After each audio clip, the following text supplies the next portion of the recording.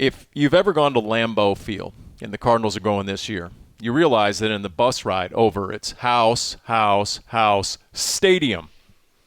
You go out to Colts practice outside Indianapolis, and it's farm, silo, barn, football fields, right? It's all of us. It's like you build it, they will come. It's the field of dreams of NFL training camps, and we were at joint practice, going to be there again, and in between, Cardinals Underground, brought to you by Pacific Office Automation, right here from Cardinals headquarters, right? Beautiful hotel. Dani, this is your makeshift radio studio, is it not? And it's beautiful. Indeed.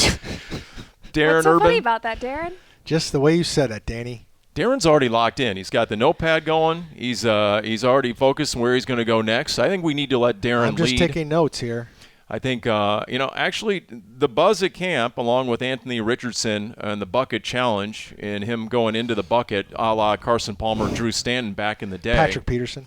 Dani, I don't know about you, but you couldn't help notice that there was Darren dapping it up with the Hall of Famer, Edgerrin James. How about that? I don't know if Dani was around for that. No, it was good to see Edge. He was there, decked out in all Colts swag, which I understand, and he was there for the Colts, but came around by the tent that I was in writing, and me and Jim Omohundro got a chance to say hi, and he came up to us and noted that we're two of the few faces that he still recognizes around the Cardinals because it's so different, which obviously the last year he played for the Cardinals was 2008, so yeah, there's been significant change all the way around, especially on the football side, but it was good to see him.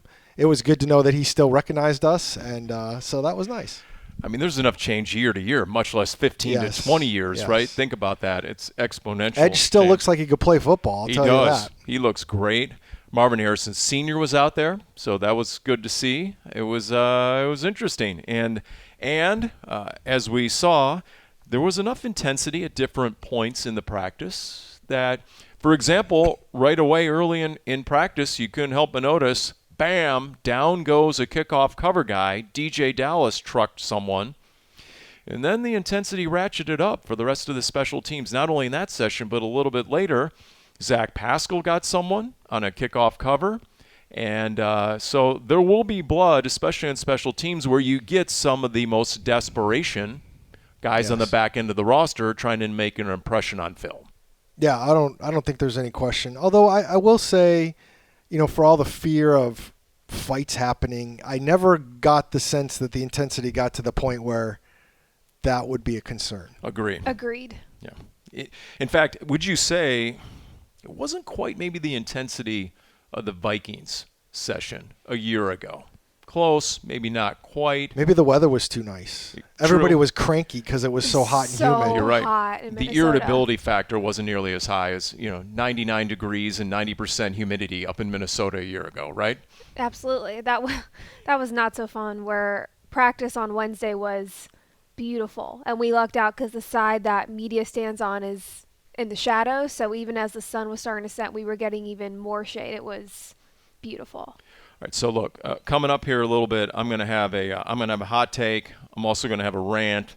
But let's get into joint practice. All right, dueling takeaways and observations. Dani, why don't you bat lead off here? Okay, what stood out to you the most? I found myself, I was mostly on the field with offense. So on Thursday, I'll probably switch and try to watch a little more defense.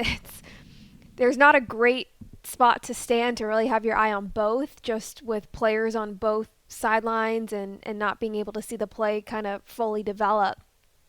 I liked what I saw in the one-on-ones offensively, really with the receivers. I felt like they were constantly winning. And yes, that is typically what happens in one-on-ones is the receivers typically beat the DBs.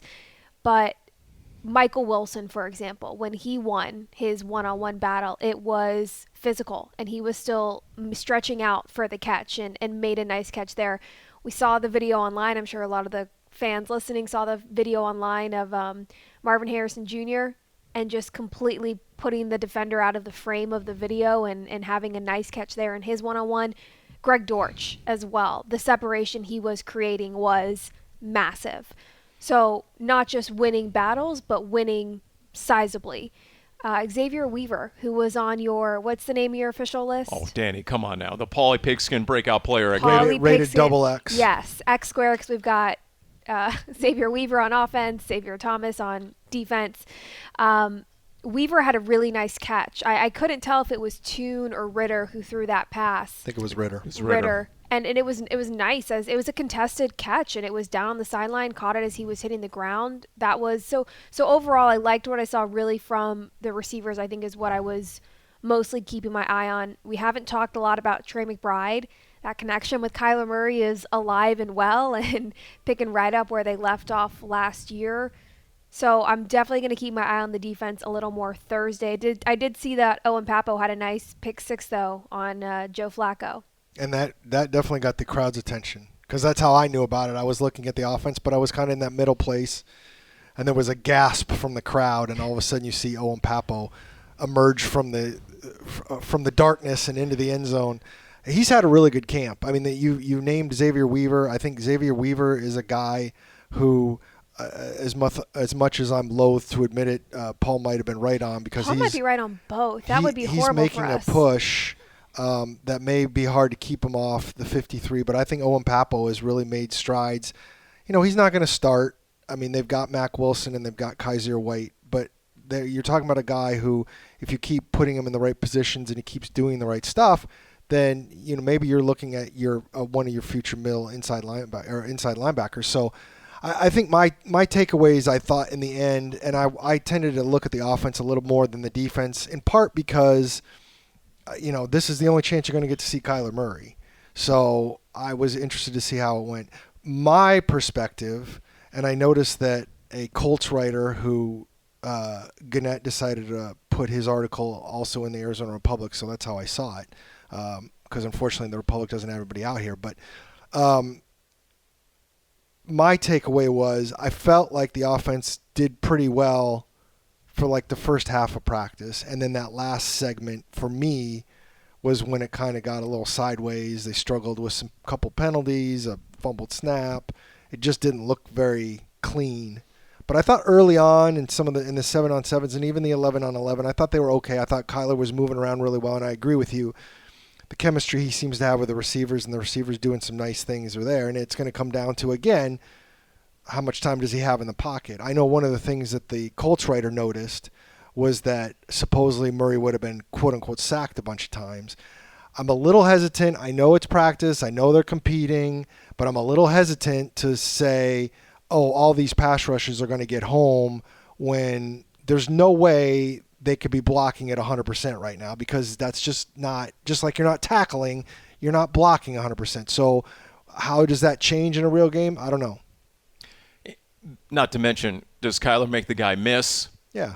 Does Kyler get rid of the ball earlier, yeah, knowing it's live and he could be tackled? Does he go to his first read instead of purposely going with his second or third read to try and work on his progressions? You never quite know. Getting back to Owen Pappoe, though. Yes. If Mack Wilson is coming off the edge at times, then there might be room for that additional inside linebacker to stand alongside Kaiser White. I agree. Owen Pappoe, Chris Barnes. We talked to Chris Barnes for the Big Red Rage this week, and he said he remade his body. He stayed for the first time in Arizona, worked with Buddy Morris in the offseason. He feels quicker. He feels better. His endurance and strength is better. I think it shows. I thought Chris Barnes had a really good preseason game. He got shouted out in that one. What's crazy about Chris Barnes, I did not realize this. He was an undrafted rookie out of UCLA and then started in his rookie debut week 1 for the Green Bay Packers. First Packers linebacker to do that since the merger in 1970. So he actually has a lot of starting experience. So all of a sudden, okay, that inside linebacker room looks pretty dang solid. If the defensive line room is new and improved like we've all seen so far, all of a sudden you do feel a lot better about the front seven if you can find some of that edge rush, which brings us to Xavier Thomas. So whereas like you, Dani, and Darren, I watch a lot of the offense because it's our only chance to really see Kyler truly compete. You won't see him in the preseason games. I was watching D-line for the Cardinals against O-line of the Colts, especially since they have perennial Pro Bowler Ryan Kelly, the center, and then 6-time Pro Bowler in 6 years, Quentin Nelson.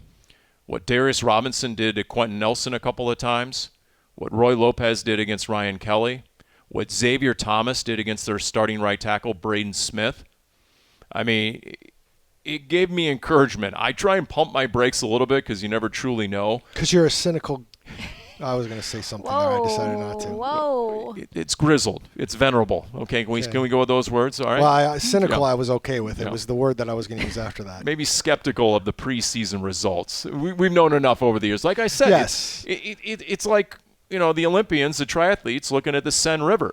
Do I trust that river? Can I really dive in? Can I dive into these preseason results and really embrace them? But when you see some of these results. Yes, exactly. So, but let me get back to Owen Pappoe. I'm sidetracking myself over here. When it comes to rookies 2023, ready to take that year 2 leap, okay, it's still this season. Power poll.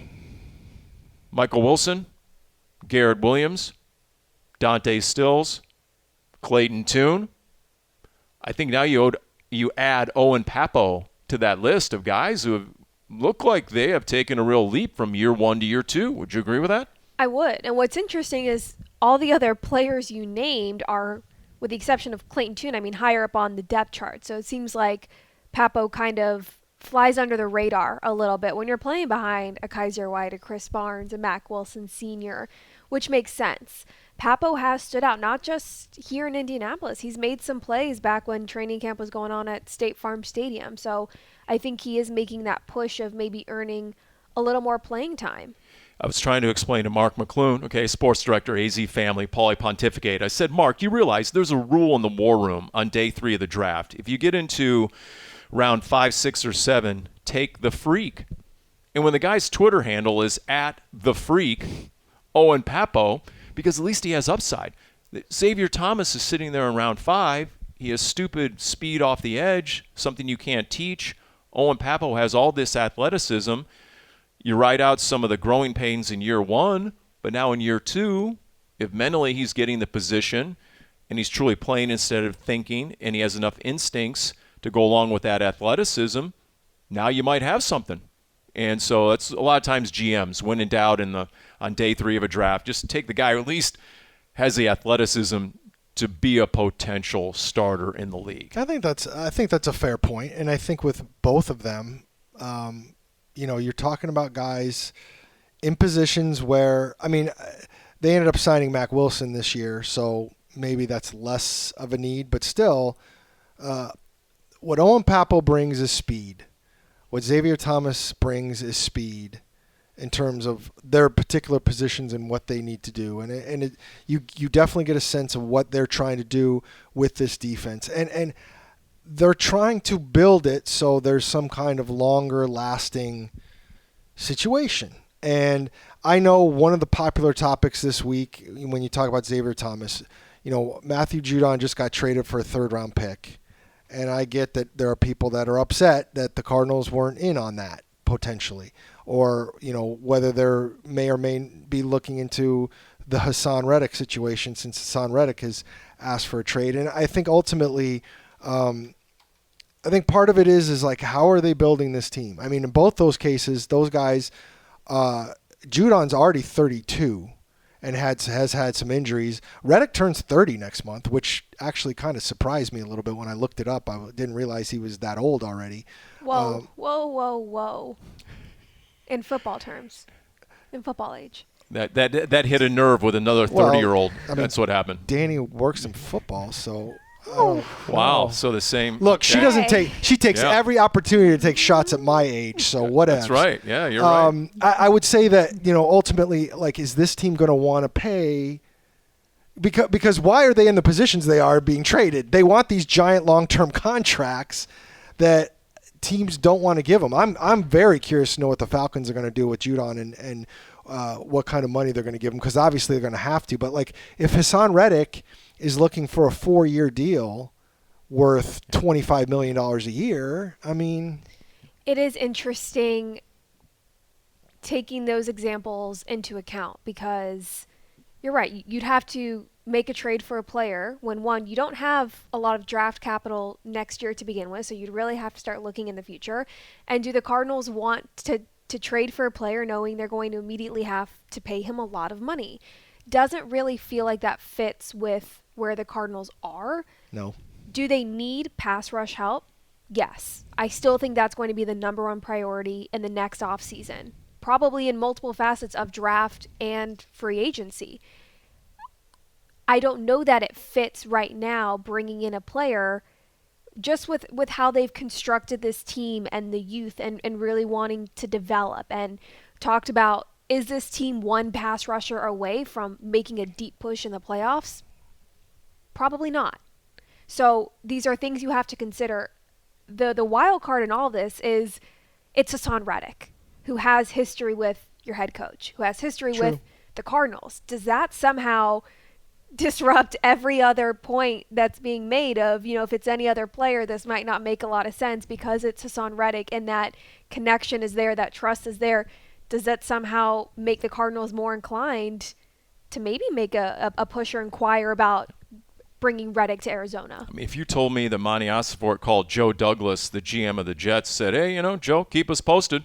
Let me know. Let me know if that price comes down. Right, but why wouldn't you? Right? Wouldn't you at least want to inquire? Right. I mean, Jets gave up a conditional third. Yeah, Joe, we're not going to give you the third, but let me know if that price comes down, and then I'll talk to Hassan Reddick's rep. And you're getting towards regular season. Maybe the desperation sets in. He gets in a little more realistic.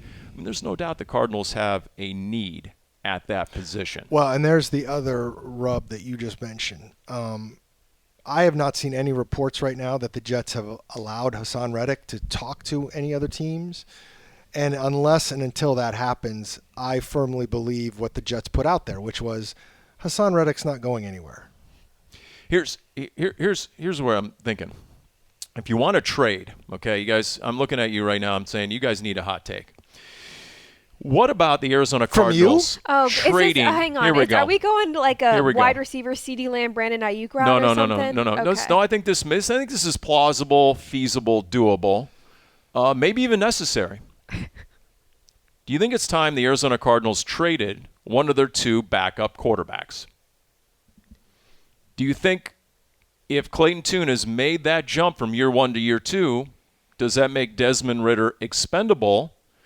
You're scanning the league. Oh, Minnesota just lost J.J. McCarthy. Matthew Stafford went down for the Rams, and Stetson Bennett just threw 4 interceptions in one preseason game.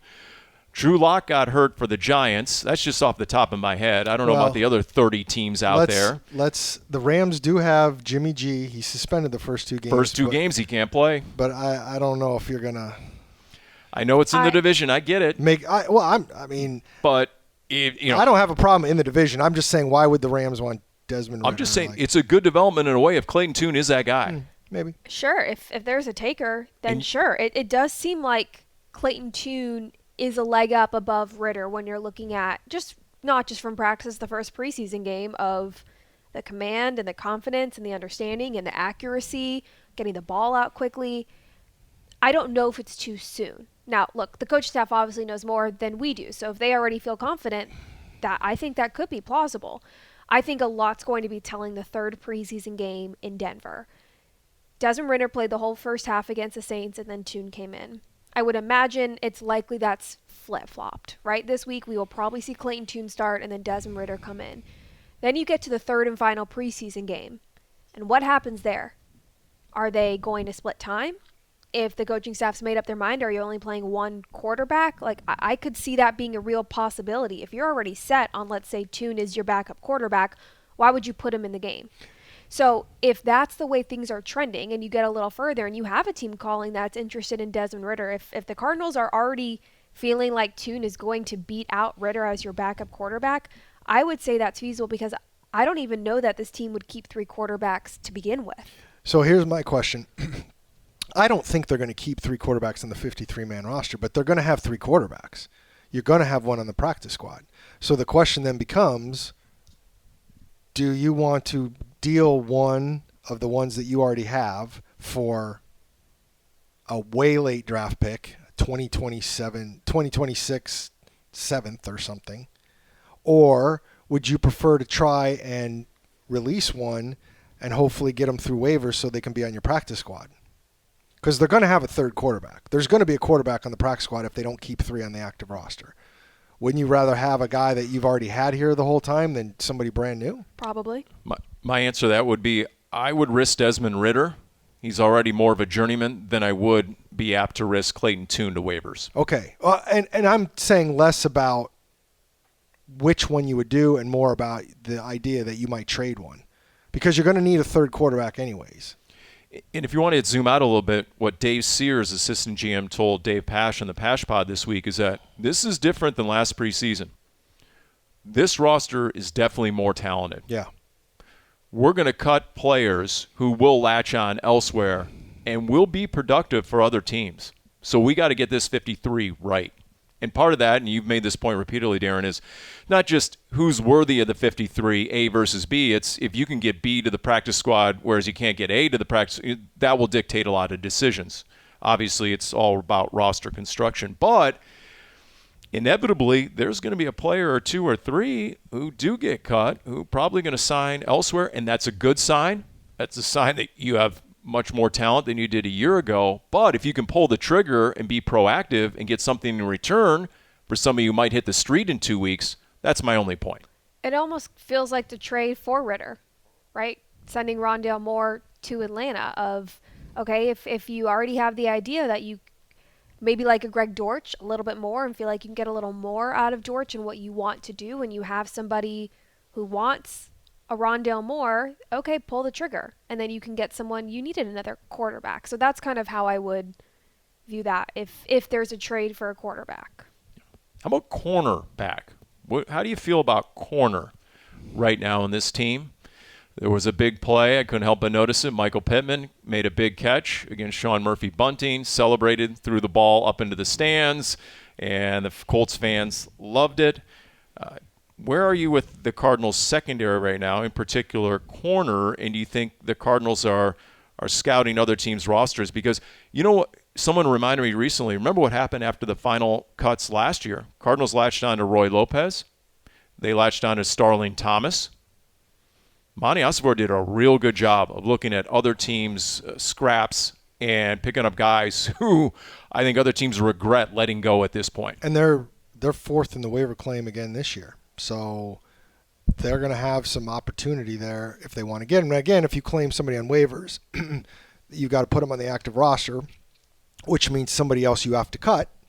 Good point. So that's good going to be harder. Yep. When I was watching what I could watch in the practice of the defense, I mean, when the Colts were passing the ball, the last play, the bomb to Pittman over Murphy Bunting. First of all, that was a gorgeous throw by Anthony Richardson. But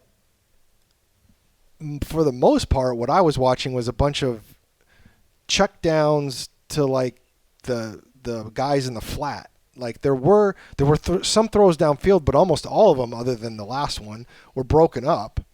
And the balls that the Colts were completing seemed like they were all in the flat. Now, I'm not saying they weren't gaining yards. Right. But they were gaining like 7 yards or 5 yards, and it wasn't like they were getting beat. Now, again, Nick Rollis, whether you're playing zone, I wasn't over there enough to see, but I didn't, in terms of coverage, I didn't see like, oh my God. That wasn't the impression I was left with. Now, whether, just like we were talking before about the Colts pressure, quote unquote, on Kyler Murray, were they getting pressure on him? Would they have gotten pressure on Richardson in a game? I don't know. I will say that it's going to be hard to tell after this week, because practice is practice. No matter how much we want to talk about how much they're competing, it's practice. And then in the game, Shane Steichen basically admitted he's not going to be playing anybody of any import for the Colts. And although Jonathan Gannon isn't going to tell us ahead of time because he's going to talk before practice and has made very clear he's not going to, quote unquote, decide who's playing in this game until after this practice, I sincerely doubt we're going to see anybody of import from the Cardinals either. So I don't think this game is going to tell us much other than the back ends of the roster. The only difference I would expect from the first to second preseason game when you're talking about possible starters are players who were back to practicing this week after dealing with some sort of like injury, right? So like a running back, Amari DiMercato, who was practicing, Yes. didn't play in the first preseason game. Cornerback Garrett Williams. I wouldn't expect defensive lineman Justin Jones to play because he secured a starting role. He was back to practicing, though. We haven't seen in the last couple practices. That would be the only difference I could see. Max Melton will be out there. Max Melton, the cornerback. Yeah. Those would be really the only differences when you're talking about starters who maybe got some snaps in the first game, maybe not in the second, that I would kind of expect opposite, just because they didn't play in that first game. Marvin Harrison Jr. got 3 snaps, 1 series in the first game. Is he done? Is he done for the preseason? I bet he's done. That's my guess. Yes. You guys saw the big catch he had from Kyler? Yes. Give us a play-by-play. I believe I missed that. Go right ahead. I mean, check it out on AZ Cardinals on our Twitter. We have the video. It's just a clear a clear example of the connection. I feel like all practice you could see, whether it was in space against one defender, against two, that Harrison Jr., his catch radius is huge, and he's got the length, he's got the soft hands, he's got the eye for it. I mean, the connection is really beautiful to see, and this is still so early on that it's exciting of when they are going full speed in a game, what it can truly look like.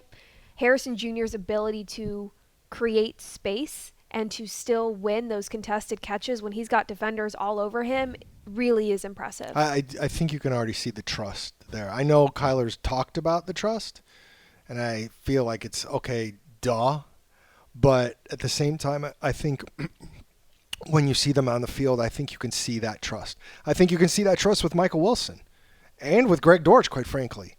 And the other thing that I noticed yesterday, and honestly, I'd put Trey McBride ahead of all those guys. Yeah, his trust factor and connection with McBride, we're not going to see in the preseason. Yes. Most fans aren't going to see any of it unless you come out to camp, and, well, that's done. But it is really natural. It's really easy. I was going to bring him up. That's the other person. There was a play over the middle where McBride got wide open. It went a 7-on-7, so okay. But he made the catch so effortlessly, and it just I do not ever recall a time when Trey McBride fought a pass. He's got such soft hands, and it just seems automatic. And I agree with you. I think the trust is there. And I think, again, when we start talking about where this offense can be and all that stuff, we're going to have to see, is that run game going to pick up where it left off and generate yards? I think it is. I think I've seen some nice things already. Do you get the pass protection? But I'm bullish as I always have been on this offense, and nothing happened in Wednesday's practice to change that. Whether or not somebody else watching it might have seen, I don't know, devastation. Everyone dismisses like rookie minicamp, like, oh, what do you get out of a rookie minicamp? Well, when it comes to a receiver, you got to check that first box. Can they catch? How many lower round receivers have been drafted just based on the measurables over the years? Yeah. Oh, he's 6'3", he's 220, runs a 4.5, and then you get him out in a rookie minicamp and he can't even easily catch a slant, right? He's always fighting the football. From day one, the moment Trey McBride was drafted, you're like, wow, just so natural and easy catching the football. That's the first box you got to check if you're going to be a big-time target in this league. Which brings me to Marvin Harrison Jr. and the whole rookie receiver factor in the league. I'm going to read you this quote. He's going to be a game changer the first day he steps out there.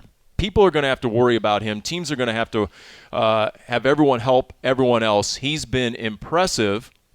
That is Drew Lock about Malik Neighbors.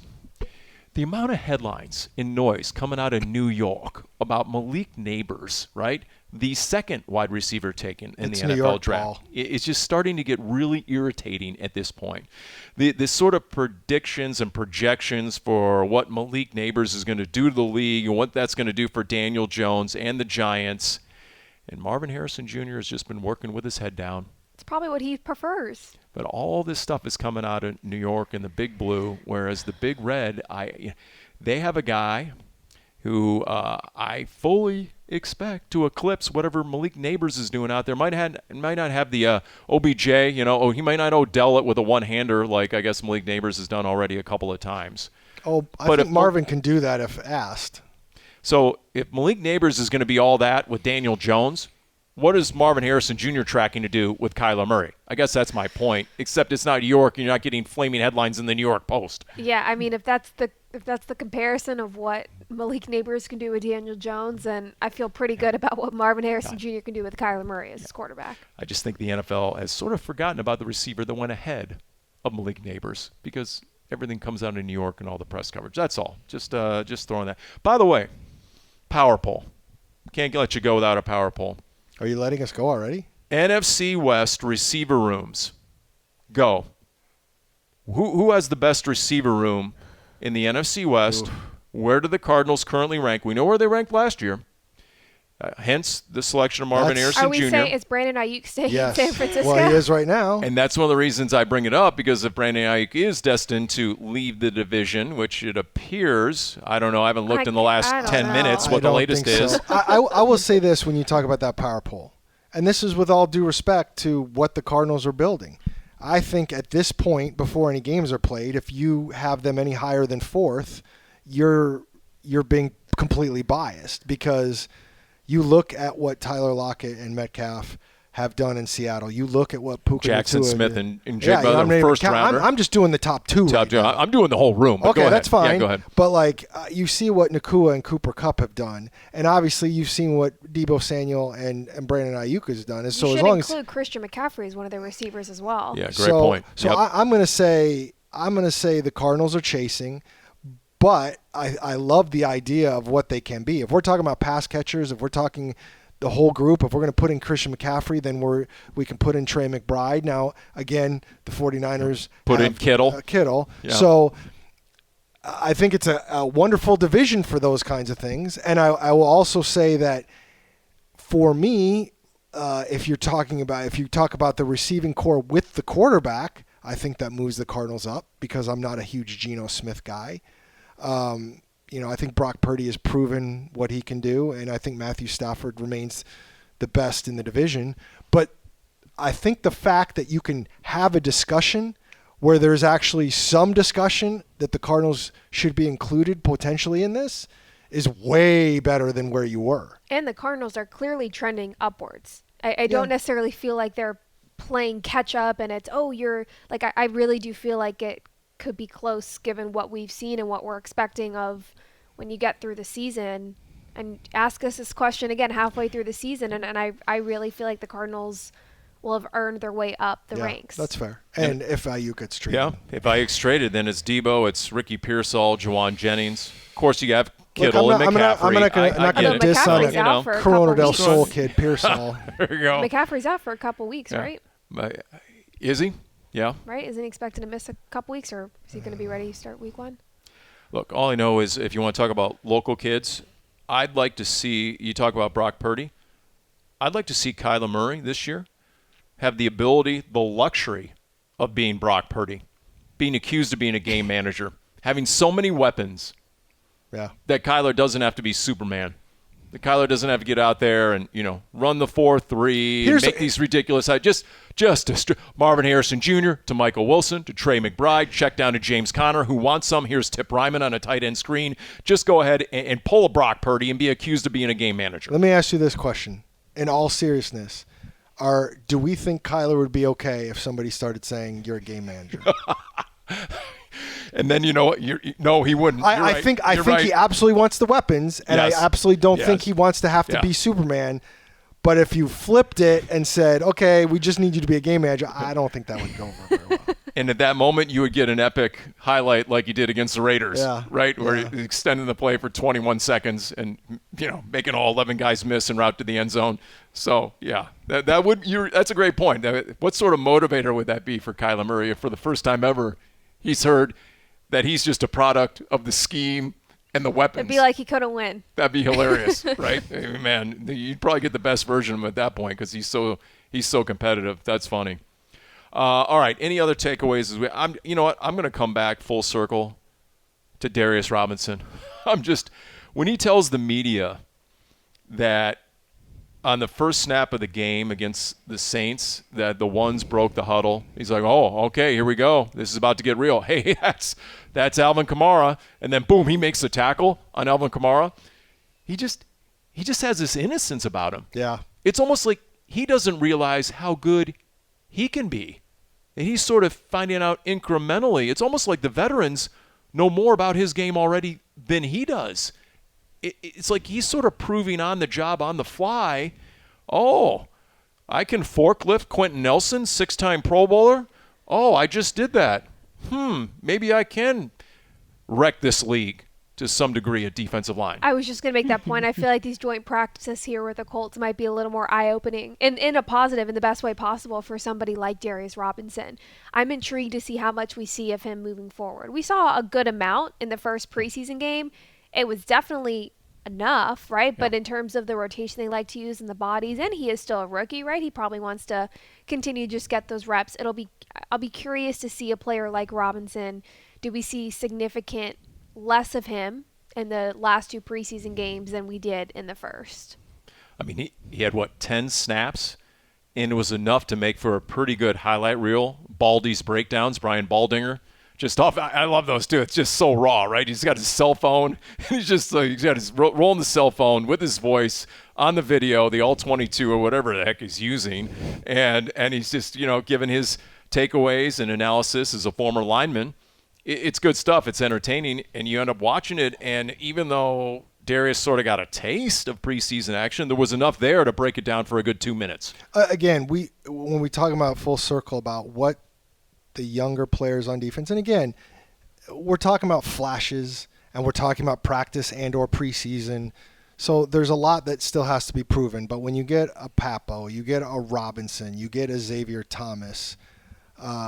Again, Garrett Williams was mentioned. We mentioned Max Melton, again, coming back from injury. But, there has been significant effort by Monty Ossenfort to rebuild that defense. And I understand it wasn't where they wanted it to be last year. And I don't know if it's going to be exactly where they want it to be this year.